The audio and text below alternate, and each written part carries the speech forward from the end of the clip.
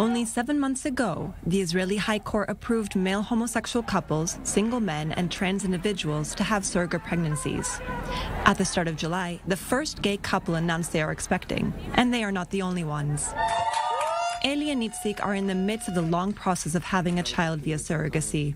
We had to be in a waiting list because now there are many people that are trying to do surrogacy process in Colombia. That's the process that we are doing. And we choose 5 optional egg donors to be, one of them will be the mom. And now we are waiting to hear if one of the egg donors is available for us, so we can start the IVF process. Even though the process is available for men in Israel, this couple has chosen to have their baby in a foreign country. Because we want to do it now. We don't want to wait 2, 3, or I don't know how many years. And also pricing, it's still very expensive to do it in Israel. Costs more than 300,000 shekels. In the US, the process can cost even more. It's a long process. It can take 1.5 years until 3 years, and sometimes more than that. It's super expensive.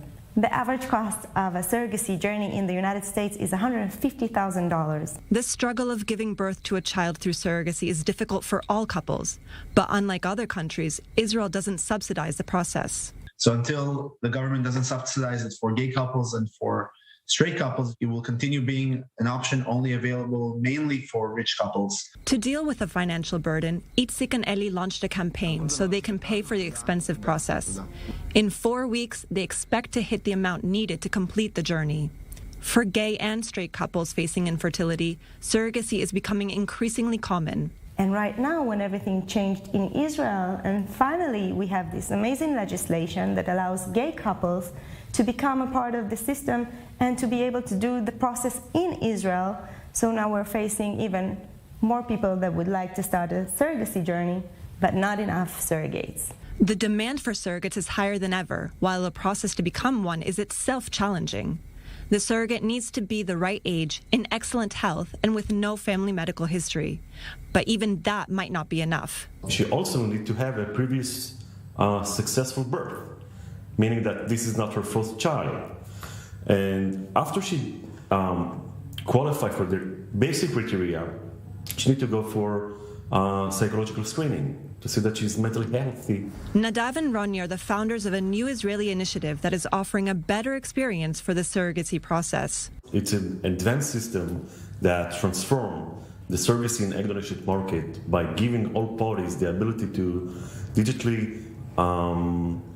simplify and manage the process, to connect and to find the right match for them, and to have one source of information, reliable information, which eventually the system needs to support all the parties that involved in the process. For Nadav, it started as a personal journey.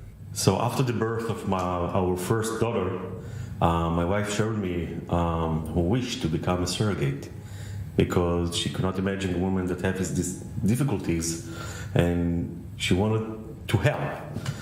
And that brought me to a point that I thought how I can help, and to build something that is bigger than us, that will actually help people in the most difficult and challenging time in their life, and to fulfill the most basic needs that we have to reproduce. The product, the outcome, it's not a baby, it's a family. This is eventually what we do. We build families. Today, the platform is available to U.S. customers, but it's set to launch in Israel in the coming months.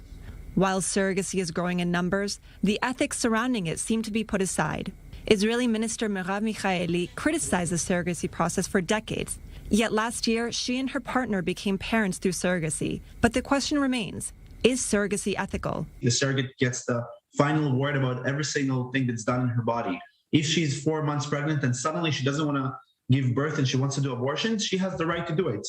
And we wouldn't have done this process if it hadn't been anything closer to this or like this. We have to make sure that we have an internal campus, that every case that we're handling, we're asking the right questions, the right ethical questions, and we're trying to work with as many providers that we trust on and with as many clinics that we trust on, and we're making sure that the screening process will be held correctly and that they won't skip any step.